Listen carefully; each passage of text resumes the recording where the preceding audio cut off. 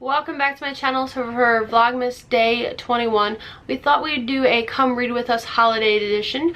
We are going to read from this big book of a treasury of Christmas stories and songs. And Joey chose not only a story to read, but a song to sing. So what did you want Mommy to read? The Nutcracker. We're going to read the Nutcracker, and then we're going to sing... I Wish You a Merry Christmas. In this book, though, the version is We Wish You a Merry Christmas. So let's jump in because my battery is going to die. Hopefully it does not die through this. So let's jump in and read the Nutcracker. You ready? Mm-hmm. It was Christmas Eve and the snow was gently falling. Clara and her brother Fritz were very excited.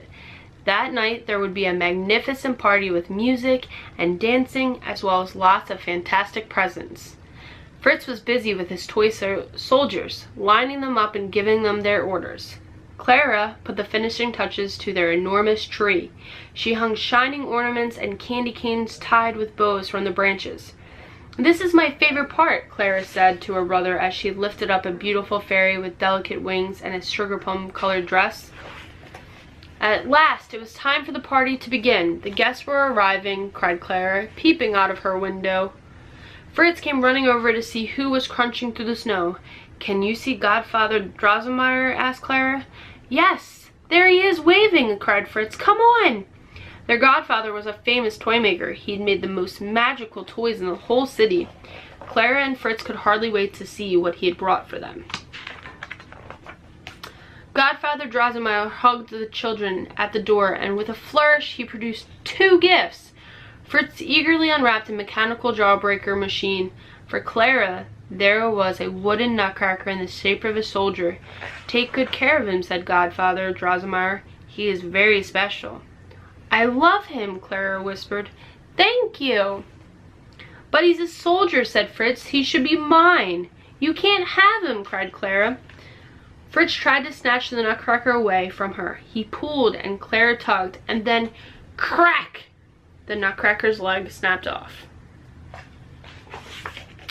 Clara cradled the nutcracker in her arms and wept. "Don't cry, Clara," said her godfather gently. "This soldier has been wounded, but I can soon fix him." Godfather Drosselmeyer pulled a little tool pouch from his pocket and quickly mended the nutcracker so that he looked as good as new. "Oh, thank you," said Clara, drying her eyes. "I'll never let anyone hurt him again."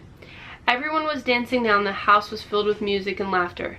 Clara placed the nutcracker carefully under the tree and went to join the party. Finally, the last dance was danced and the guests said their goodbyes. The family went to bed and the house was dark and quiet. Bong! Clara awoke to hear the last bong of the clock striking midnight. "Oh no," she thought. "I left the nutcracker all alone under the tree." Clara tiptoed downstairs and crept under the Christmas tree, holding the nutcracker protectively. Suddenly, the tree started to grow taller and taller. Or was it just that Clara was shrinking? "What's happening?" she cried. "Don't be afraid," said a kind voice suddenly. Clara turned around. Her nutcracker had come alive. Behind him, Fritz's soldiers were sitting up in their toy box, and Clara's dolls were gazing around. Before Clara could speak, she heard a scurrying sound, and from every nook and cranny an army of mice poured into the room. They were led by a giant mouse king with a golden crown. "Attack!" he squealed. "Who will fight with me?" cried the nutcracker. The soldiers marched boldly out of their toy box. "To battle!" ordered the nutcracker. The soldiers shouted and cheered, and the mice squealed and squeaked. Suddenly, Clara saw the Mouse King spring toward her beloved nutcracker, baring his teeth. "No!" cried Clara. She snatched off her slipper and hurled it at the Mouse King. He fell to the ground with a cry, and his crown tumbled from his head. With their leader defeated, the mice scurried away in fear. The battle was won. The nutcracker picked up Clara's slipper and placed it on her foot. She gasped. The nutcracker had been transformed into a handsome prince. "I owe you my life, Princess Clara," he said. "You broke the spell that was put on me long ago by a wicked mouse queen." "I'm glad that you're safe," said Clara, "but you are mistaken. I'm not a princess." "Are you sure?" asked the prince. Clara looked down and saw that she was wearing a glittering gown and satin shoes. "Come," said the prince. "I'm going to take you on a wonderful adventure." The walls of the living room seemed to fade away, and a beautiful sleigh drew up in front of them, led by 2 reindeer. Clara and the prince climbed aboard, and they were swept high into the sky among the sparkling stars.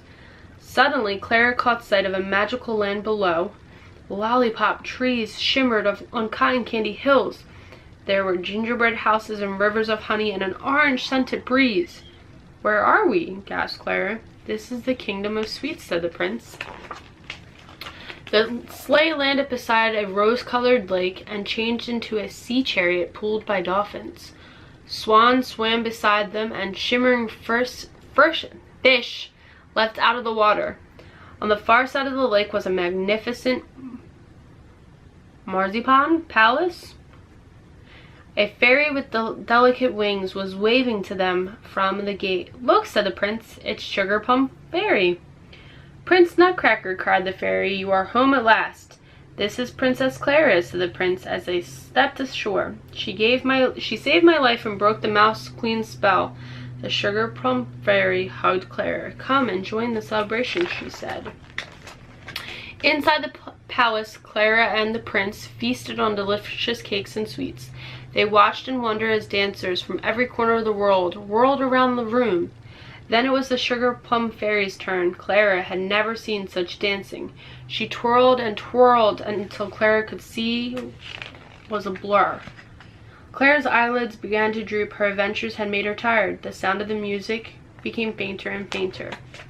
When Clara woke up on Christmas morning, she found herself curled up under the tree next to the Nutcracker. Toys were strewn across the floor, and parents were standing over her. "What have you been doing?" asked her father. "Oh, I've just had the wonderful adventure," said Clara. She told her parents about the Mouse King, the Nutcracker Prince, and the Kingdom of Sweets. "It was just a dream, darling," said her mother.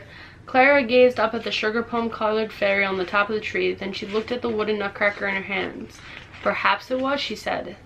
Suddenly, Clara noticed something glittering on the carpet. A smile spread across her face. It was a tiny golden crown. "Merry Christmas, Prince Nutcracker," she whispered. The end. Now, to quickly sing "We Wish You a Merry Christmas" because my battery's about to die. Ready? Mm-hmm. We wish you a Merry Christmas, we wish you a Merry Christmas, we wish you a Merry Christmas and a Happy New Year. Good tidings we bring to you and your kin. We wish you a Merry Christmas and a Happy New Year. So guys, that is the end of Come Read With Us. I hope you guys enjoyed it. If you did, give it a big thumbs up.